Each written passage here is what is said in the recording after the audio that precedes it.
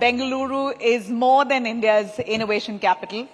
It is a city that powers the country's technology, its economy, startup ecosystem, and global ambitions. But with rapid growth also comes equal significant challenges.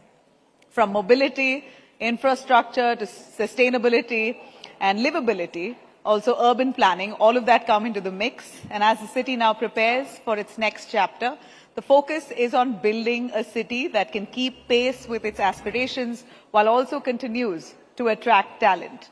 Investment and innovation from around the world, that's what we're aiming at. To take this conversation ahead, let's welcome back on stage Chandra. And joining her is the leader entrusted with shaping the future of one of India's fastest growing cities, driving initiatives across urban development, infrastructure, sustainable growth, Sri Krishna Bairegowda, Honorable Minister of Bengaluru Development, Government of Karnataka.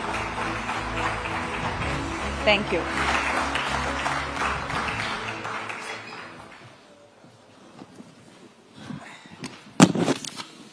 Can we hear it for the Bengaluru Development Minister, Krishna Bairegowda? Thanks, Chandra. Sir, in a way, you have the most exciting portfolio and also the most demanding one. No matter what you do, people will still say there are potholes, there is traffic, we are not getting to office on time, Bengaluru is broken, and you have a few years to fix at least some of this. How are you going about it? So the problems that we have inherited today are compounded over at least 30 years.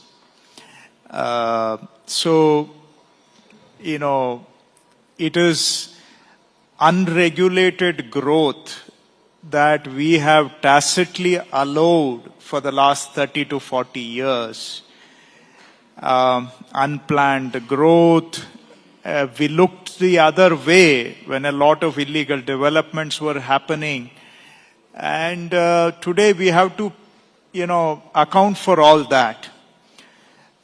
Somehow, shirking from responsibility at one time with a short-sighted approach that, look, this is a low-cost model, we should allow affordable growth to happen.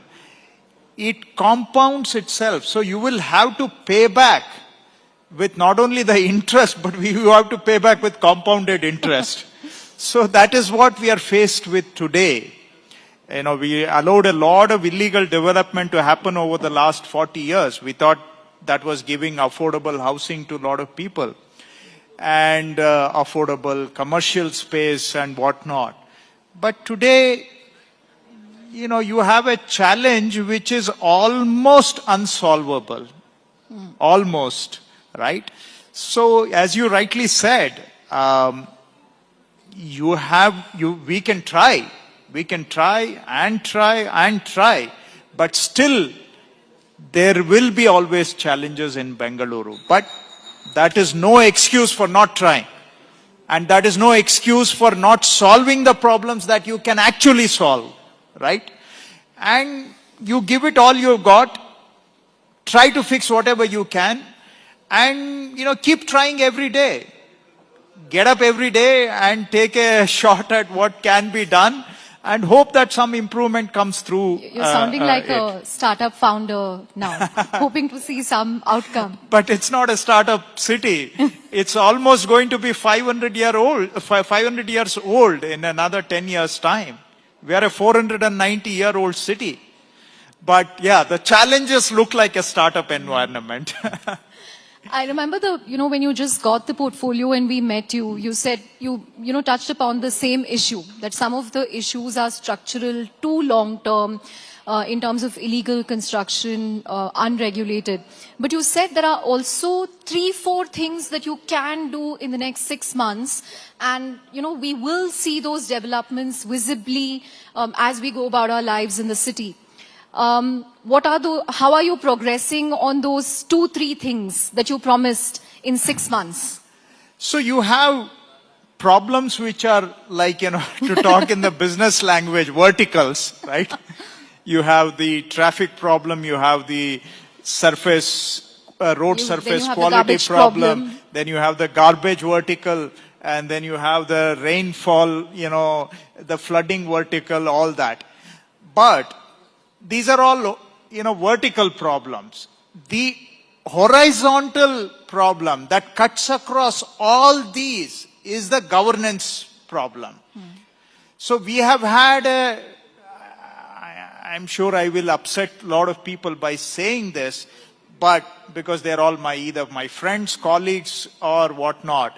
But we have had very weak governance for last 20, 25 years in Bengaluru. We thought that was okay, or we thought we could live with it. And we thought, somehow that is not the major problem. But so the one problem that cuts across, which is sort of foundational, which causes the other vertical problems to arise, is the weak governance.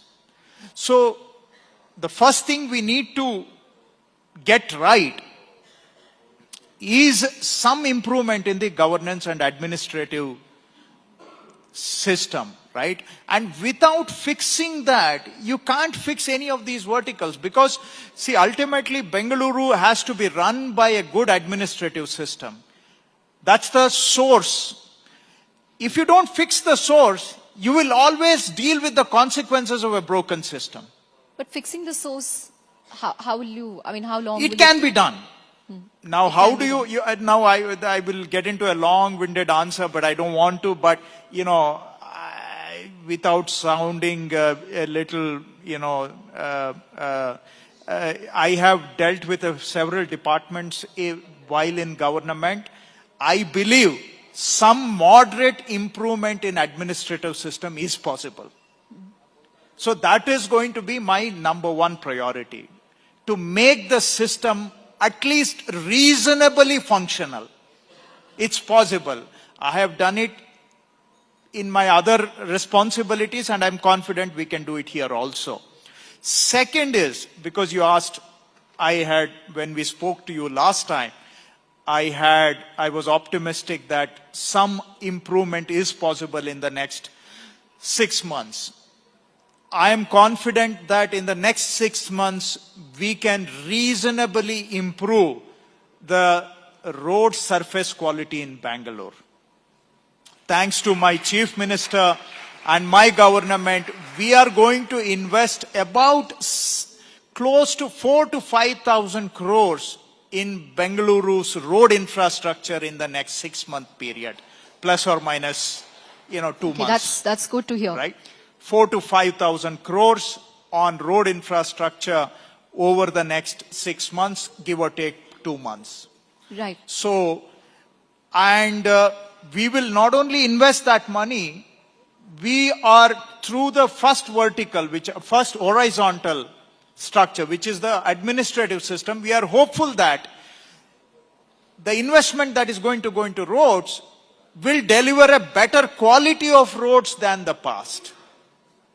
So that these roads that we build will last longer and the surface quality will be better. Right? Otherwise in Bengaluru, we always seem to enjoy building and rebuilding the same roads. Some agencies always digging. Yeah. So we will do a better quality of this investment so that the output is going to be durable and a better quality. So that is the next 6 month, one of the verticals. The second is, we are confident that we can reasonably improve the garbage problem, meaning solve the garbage problem to a reasonable extent in the next 6 months. How? We are bringing in an entirely new garbage management system. That is again thanks to the current Chief Minister. When he was in charge, he has restructured it and he has floated the tenders and they are in the final stages. So with a new garbage management system, which has better technology involvement, which is founded more on scientific methods, we are confident that our door-to-door garbage collection can be improved, and once the door-to-door garbage collection improves, you will see fewer and fewer black spots in the city, and we will ensure that, the garbage management overall performs far better than it is performing today. So that also is a target that we have set ourselves for the next 6 months. Just one follow-up to garbage before you move on to the next vertical. I remember the current Chief Minister, Mr. D.K. Shivkumar, when he was Bangalore Development Minister, he said, he alleged that a mafia was operating in the city's garbage collection system. And, one of my colleagues recently did a story saying that, even GPS installation in garbage tippers has faced resistance. How do you plan to counter this? Okay, the current garbage management system dates back to 2006. Between 2006 and today, Bengaluru's population has grown by almost 70%. However, between 2006 and today, we haven't been able to institutionalize a new garbage management system that is more equipped to deal with today's complexities. Why? Because there are various interest groups. You call them whatever name you want to call. Mafia. That's your choice. I'm calling them a more acceptable, less rancorous interest groups, right? And they leveraged various institutions, the political institutions, the judicial institutions, whatnot, to make sure that a new system doesn't come into place. And here part of the credit should go to the current Chief Minister, that somehow he has fought all of them, and now we are ready to put in place a new garbage management system, right? So 2006, many governments tried in between to put in place new systems. They floated tenders several times, but none of it attained finality. So after 2006, today we are running on ad hoc garbage management systems, flouting all norms. So if we are able to institutionalize it in the next 6 months, this is, mind you, after 20 years. You're changing the system again. We are actually going to a proper system. Now, if we are able to implement it better also, then at the end of it, we will have a better management of garbage. And I'm confident that with our government, with our Chief Minister, we can do it. I'm confident. So, of course, it will be a test whether we can do it or not. And I will be held accountable. I will be answerable also for it. And we will see. I'm confident we can do it. Okay, so you mentioned road surface quality improvement, garbage. What's the third or the fourth? So the other one is this. Another mess of the last 30 years is the title management of properties we have in Bengaluru. In terms of the khatas. Khatas, right? It's all written on paper. We don't know what was genuine, what was not genuine. And if you pay money, your khata gets upgraded also. Sorry? I said if you pay some money, your khata gets upgraded also. Well, yes, that too. And in the past 30 years, many properties have been registered and transacted without actually having a property entry in the property register of the municipality. So meaning without actually having a khata, without actually having a title certificate, many properties have been created and transacted. We allowed this for 30 years. We shut it down in 2024 after our government came. Now, having shut down these illegal transactions, now we need to make sure that we have a proper title management for all the properties in Bengaluru. And that we have institutionalized with e-Khata. It is the gold standard in the whole country for title management. So that is something we are confident that in the next 6 months, we will be able to reach it to every property owner in Bengaluru who is willing to join hands with us to get a gold standard in title management, title record. So that is also something we are confident we can do it in the next 6 months. I put a rider caveat that anybody who's willing to join hands with us, because a rough estimate indicates that there are about 35 lakh properties in Bengaluru. However, if you look at the number of properties who are actually paying tax, it is only 18 lakhs. However, we believe 35 lakh properties exist, right? So only half of them are paying taxes. The other half are free riding on the taxes paid by other half. It's free riding on the commons. Secondly, if you look at our past paper records of how many katas exist, it is only about 24 lakhs. So the rest 10, 11 lakhs have never made an effort to get a kata. So that's why it depends on people's cooperation also. So if they come on board, we can ensure that all the 35 lakh property owners have proper title documents also. That is something we are confident we can do in the next 6 months. So these are some of the things we are hopeful that we can do in a short term. Then of course we do have plans for the medium term and the long term as well. Sounding like a CEO now. Verticals, horizontal, short, medium and long, but I hope you meet all your targets. One other area that, that's been making a lot of news in the last week is the crackdown that you've kind of launched on encroachments on footpaths. How do you balance the right to walk with the right to livelihood? Right to? Livelihood. Look, today the biggest challenge that the whole country is facing is of lack of livelihood opportunities. That's why so many youngsters are out on the street today as we sit here and discuss, right? So the squeeze for livelihood opportunities is a very serious one. Whether you admit it in this forum or not, but that's the reality of the country today. Why are so many kids on the street today? Because they feel a squeeze.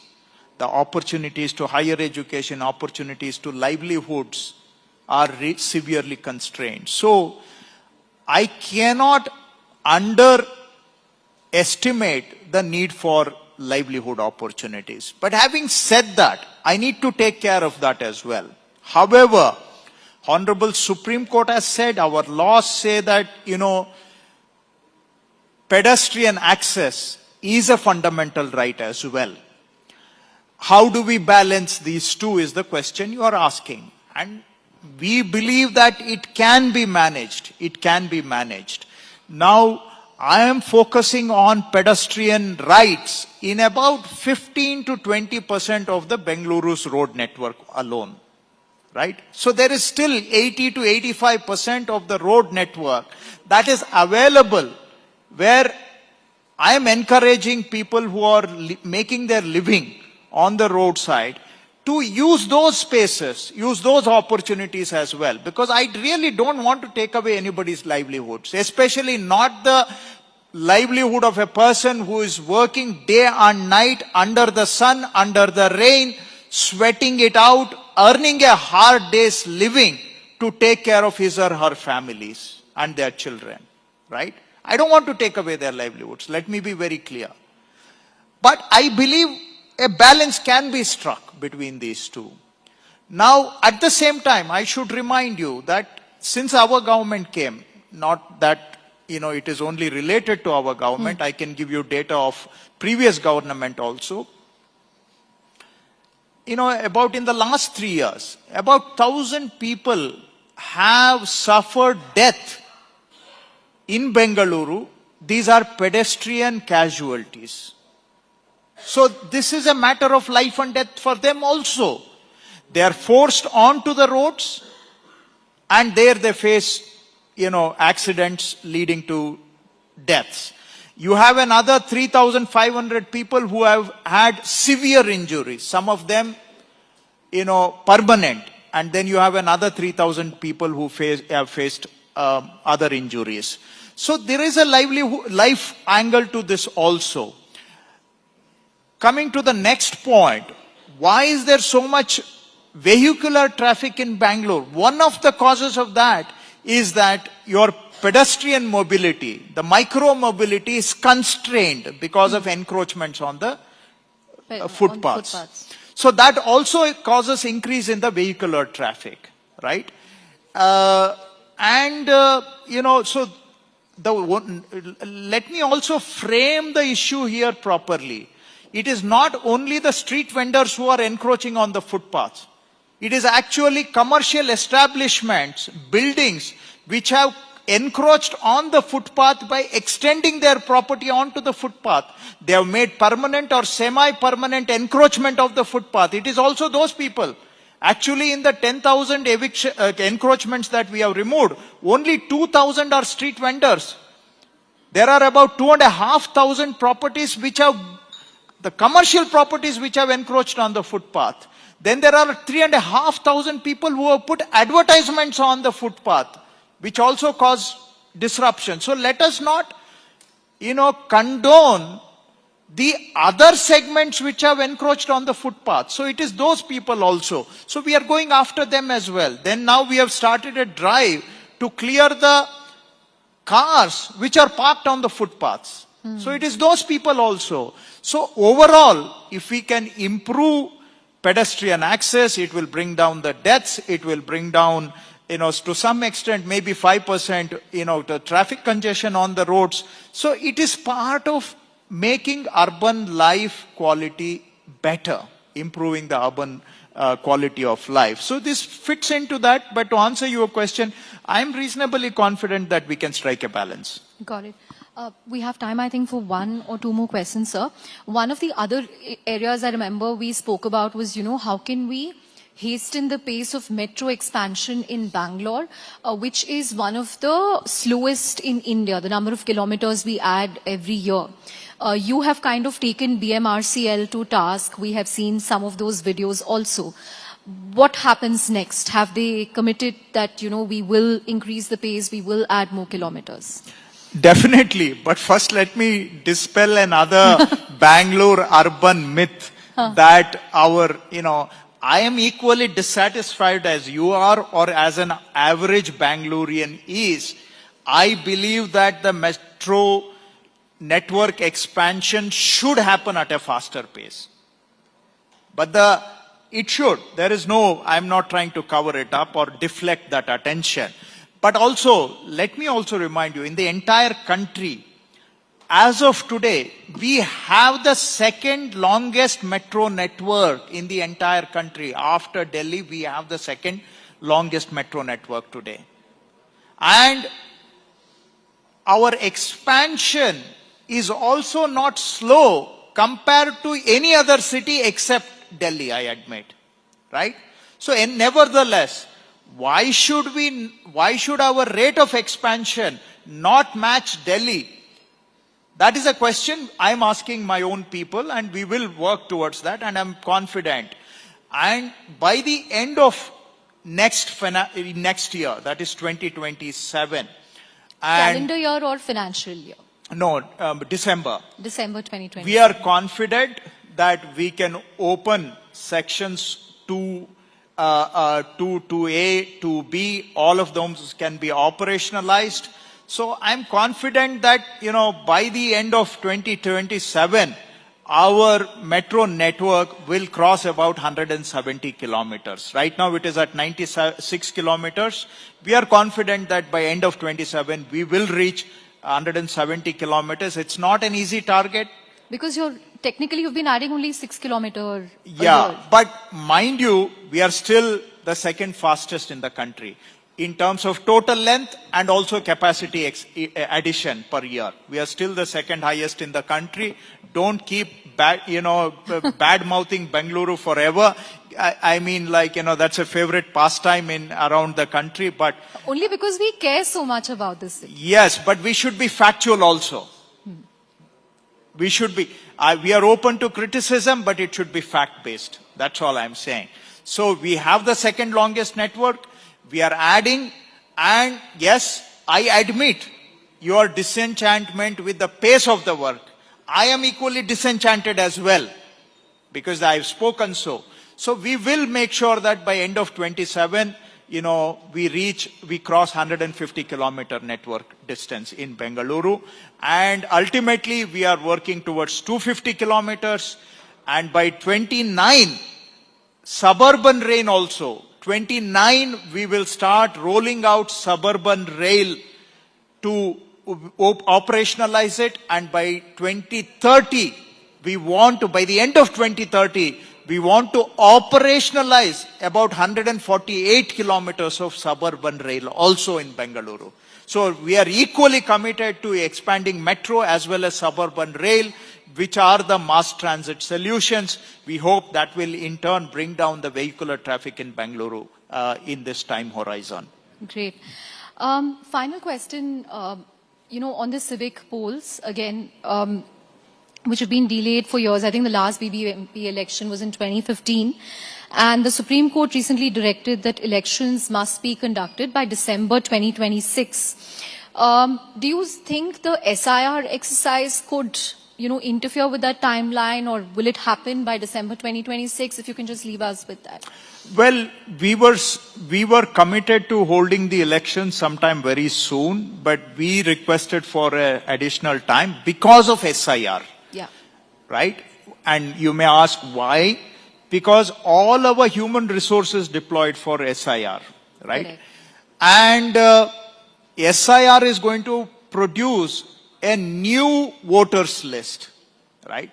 And if we had to hold the local body elections in the month of August or September, we would have had to do it on the old voters list.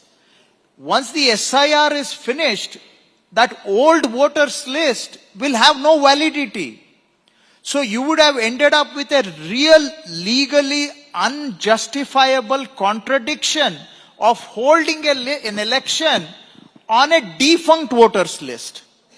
So it would have thrown up a real legal challenge. It would have raised questions about the validity of the election process itself. So hence we sought permission from the Supreme Court for the SIR to complete, which will produce a fresh voters list and allow us to hold elections on that voters list rather than a scrapped voters list by the middle of August, right? So that is the reason, and we are confident that with the Election Commission's timeline, where they hope to have the final voters list in the month of September, we will be able to redraft the voters list for the GBA elections, and that we are confident that in December we can complete the elections. Great. Thank you so much, but I want you to leave us with your favorite part of Bangalore, or something that you like to do on a Sunday morning or a Saturday evening when you have time and you're not taking officials to task. What's your favorite peak Bangalore thing to do? Look, the coffee in MTR, there is no match for it. The Lalbagh MTR. Yes, the original MTR. So, but I don't get to go there that much. But there is still, for me, no match for a cup of coffee in the original MTR. So, when I do get a chance, there is still no comparison for me. And you can't really put a value on a good cup of coffee. Good cup of filter coffee. Yes. On that note, thank you very much, sir, for taking all our questions and being very candid and open as always. Thank you very much. Huge round of applause for the minister. Thanks, Chandra, and thank you all.